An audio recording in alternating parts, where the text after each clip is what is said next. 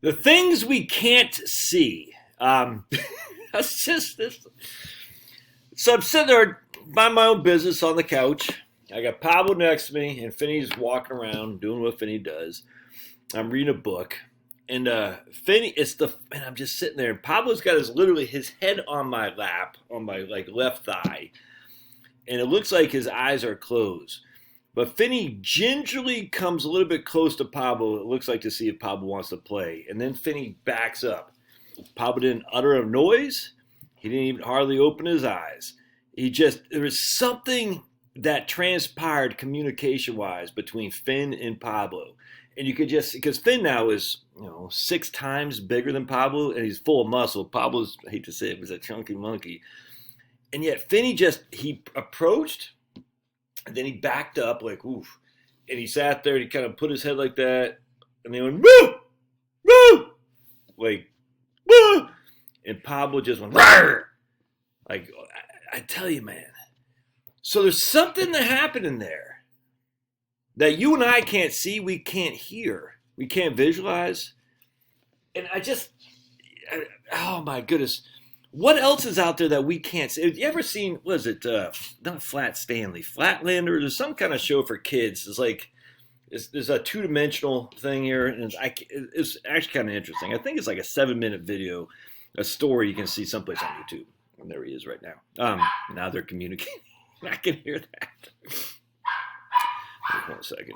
Anyway, so on the flat landers or something like that, this thing, I can't remember what it is. He can only sit there on a horizontal line. He can't see anywhere else. Just what's like right there. It's interesting. And then like something like a circle comes up underneath him. You know what I'm saying? And then all of a sudden it's got this little just like the top of the circle. So it comes up and it kind of breaks the line there. And instead of seeing, let me show you what I'm talking about. Oh, you're back. Okay, big guy. So basically you have this thing on this line, and then you have this big circle underneath him. So the circle is non-existent to this guy. Until later, the circle kind of just breaks through, just like that. And all of a sudden, you're like, whoa. All of a sudden, he sees this right here. It just kind of popped out. Almost like the sun, rising in the east. It's interesting. And then the circle, basically, once he gets off the thing, is gone again. Is no longer in existence. And it just makes you wonder, like, what we aren't seeing, but yet we think we do. Like angels, you know what I'm saying? Like, I mean, I saw some guy post a video of like some angels going to this Russian Orthodox church, and who knows, you know what I'm saying? But it's interesting, and we just got, my wife just said we got our free COVID test from Sniffy Joe. Now you better get your AIDS test. Apparently, it's crazy. But isn't it interesting? Like, what you can't see, what is out there that you don't know that we think we do? You're flying around. The communications, we're on our 3D plane or whatever, and maybe it's all these other. And it was the Democrats are playing checkers and Trump is playing 3D chess. Well, maybe God is playing 10D chess with us, and we can't even fathom like what else is out there. And that it's just as interesting as all can be, because the dogs, look at these guys. Tell me that's not cute. Oh, hi baby cakes. Hi baby cakes. Yeah. They have a communication that we are uninvited in. And yet we think we're superior. We think we have all the answers, and we don't. And so for one who has, faith in an intelligent design, and for me is a Christian God, that just means if God is, think about it. He created that level of communication between the dogs. God did. He created the stars. He created this all. That's how powerful he is, man. He is so far beyond our ability to comprehend, and yet so arrogantly do we say we can prove he doesn't exist. It's insanity, man. It's insanity. What kind of communication, what kind of things are out there that we are just not aware of? It's kind of like going back to, let me see if I can't find it. Where Satan is operating on 4D, where humanity is on 3D. And our policy, this is from the king of the chief tormentor. All right, so that's Screwtape, who's got Wormwood as his trainee to torment people, or tempter to tempt people to remove themselves from God. Our policy for the moment is to conceal ourselves. Well, let's just read. Of course, this has not always been so. We are really faced with a cruel dilemma. When the humans disbelieve in our existence, we lose all the pleasing results of direct terrorism and we make no magicians. On the other hand, when they believe in us, we cannot make them materialists or skeptics. Isn't that interesting? When the humans disbelieve in our existence, which is where we are now, let's see. When they don't, we lose all the pleasing results of direct terrorism and we make no magicians when they refuse to believe in us. But when they do believe in us, we cannot make them materialists and skeptics. So, such a great book. Alert. Spoil alert. I'm going to tell you what happens at the end of Screwtape Letters. Wormwood is being addressed by Screwtape. And Screwtape says, "You have let a soul slip through your fingers. The howl of sharpened famine for that loss re-echoes at this moment through all the levels of the kingdom of noise down to the very throne itself. It makes me mad to think of it. How well I know what happened at the instant when they snatched him from you," when they being the angels of God. "How well I know what happened at the instant they snatched him from you, that he went to heaven. There is a sudden clearing of his eyes, was there not, as he saw you for the first time and recognized the part you had in him and knew that you had it no longer." He saw it for the first time. He saw you, this demon, for the first time, and he recognized the part you had in him and that you had it no longer. Just think, and let this be the beginning of your agony, what he felt at that moment. As if a scab had fallen from an old sore, as if he were emerging from a hideous, shell-like tetter, as if he shuffled off for good and a defiled, wet, dinging garment.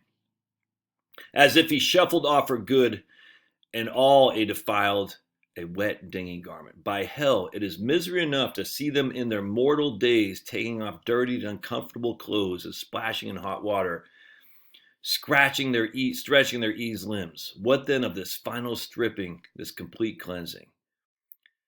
The more one thinks about it, the worse it becomes. He got through so easily. Not gradual misgivings, not doctor's sentence, not nursing home, not operative theater, no false hope of life, sheer instantaneous liberation. One moment it seemed to be all our world, the screams of bombs, the falls of houses, the stink and taste of high explosive on the lips and lungs. And then it was gone. Gone like a bad dream, never again to be any account. Defeated, outmaneuvered. Did you mark how naturally, as if he'd been born for it, the earth-born vermin entered a new life? How all his doubts became, in the twinkling of an eye, ridiculous? I know what the creature was saying to itself. Yes, of course, it was always like this. All horrors have followed the same course, getting worse and worse and forcing you into a kind of bottleneck till. And at the very moment when you thought he will be crushed, behold, you were out of the narrows and all was suddenly well. The extraction hurt more and more than the tooth was out. Then the tooth was out. The dream became a nightmare and then you woke. You die and then you die. You die and die and then you are beyond death. How could I have ever doubted it? This is what the guy is saying, the human. And he saw you. He also saw them. I know how it was. You, the bad guy, reeled back dizzy and blinded, more hurt by them than he had ever been by bombs. The degradation of it. This thing of earth and slime could stand upright and converse with spirits before whom you, a spirit, can only cower. Perhaps you had hoped that the awe and strangeness of it would dash his joy. But that's the cursed thing. The gods are strange to mortal eyes, and yet they are not strange. Do you hear that? The gods are strange, the angels are strange to mortal eyes, yet they are not strange. He had no faintest conception till that very hour of how they would look, and he even doubted their existence. But when he saw them, he knew he had always known them, and realized what part each of them had played at many an hour in his life when he supposed himself alone. So now that he could say to them, one by one, not "Who are you?" but "So was you all the time." All they were and said at this meeting woke memories. The dim consciousness of friends about him, which he had haunted his solitudes from infancy, was now at last explained. That central music and every pure experience which had always just evaded memory, was now at last recovered. Recognition made him free of the company almost before the limbs of his corpse became quiet. Only you were left outside, Wormwood, you the demon. He not only saw them, but he saw him. The animal, this thing begotten in a bed, could look on him. What is blinding, suffocating fire to you is now cool light to him. Its clarity itself and warms the form of a man. And where's the form of a man? You would like, if you could, to interpret the patient's prostration in the presence, his self-abhorrence and utter knowledge of his sins. Yes, Wormwood, a clearer knowledge even than yours, on the analogy of your own choking and paralyzing sensations when you encounter the deadly air that breathes from the heart of heaven. But it's all nonsense. Pains he may still have to encounter, but they embrace those pains. They would not barter them for any earthly pleasure. All the delights of sense or heart or intellect with which you once have tempted him, even the delight of virtue itself now seems to him in comparison but as the half-nauseous attractions of a rattled harlot, which would seem to a man who hears that his true beloved, whom he has loved his whole life, and whom he had believed to be dead, is alive, and even now at his door. Oh, are you reading that? All the glories of the world means nothing. It seems like the half-nauseous attraction of a rattled harlot. But yet he is seeming his true beloved, with whom he has loved all his life and whom he had believed to be dead, is actually alive and at his door. Yeah, can you think about that? He is caught up into that world where pain and pleasure take on transfinite values and our arithmetic is dismayed. Once more, the inexplicable meets us. Next to the curse of useless tempters like yourself, the greatest curse upon us is the failure of our intelligence department. If we could only find out what he is really up to, that's God. Alas, that knowledge in of itself so hateful a thing should yet be necessary for power. Sometimes I'm almost in despair. All that sustains me is the conviction that our realism, our rejection in the face of all temptations, of all silliness, of all silly nonsense and claptrap, must win. Meanwhile, I have you to settle with, your increasingly and ravenously affectionate uncle. You saw what you cannot see now, what you cannot hear, what you can't even comprehend, you can't fathom. And then you saw all the crap.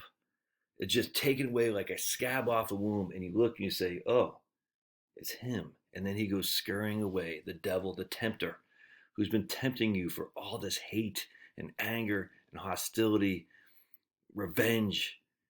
And we all have it.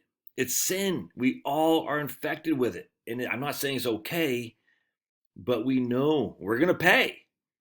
But we won't trade that for anything. We won't trade the saddled attractions of a freaking beaten down harlot for anything. Even though before on this earth, we didn't think it was a saddle attraction of a beaten down harlot. We thought it was the hottest chick in the world compared to what God's love is. And then you see, it's like, I thought love was dead until my love of my life, who I thought was dead, shows up again at the door. It's amazing to me. Just think about what we cannot see and what is out there. It's incredible to think about.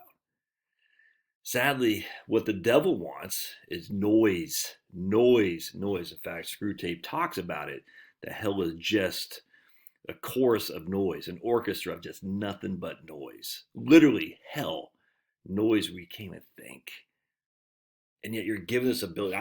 Me too, man. I got my phone all the time. I'm always like, got to have some kind of background noise and and that's why you get all your greatest ideas when you're in the shower, because it's quiet. The devil's tempting you to not have the quiet, because the quiet's what God talks to you. Oh, man. Just think about what you cannot see, what you cannot hear, what you don't know. And then think about in the context of this great universe we live in, how incredibly vast and unknowingly it is, and only one created it. That was God in heaven and earth, man. He created everything. Do you think you can put him on a shelf? Like Andy Stanley says, we're going to go like a vending machine. I'm going to put a quarter in and say, hey, God, can I have a friggin' Sprite? It doesn't work like that. Anyway, I just thought something about God bless.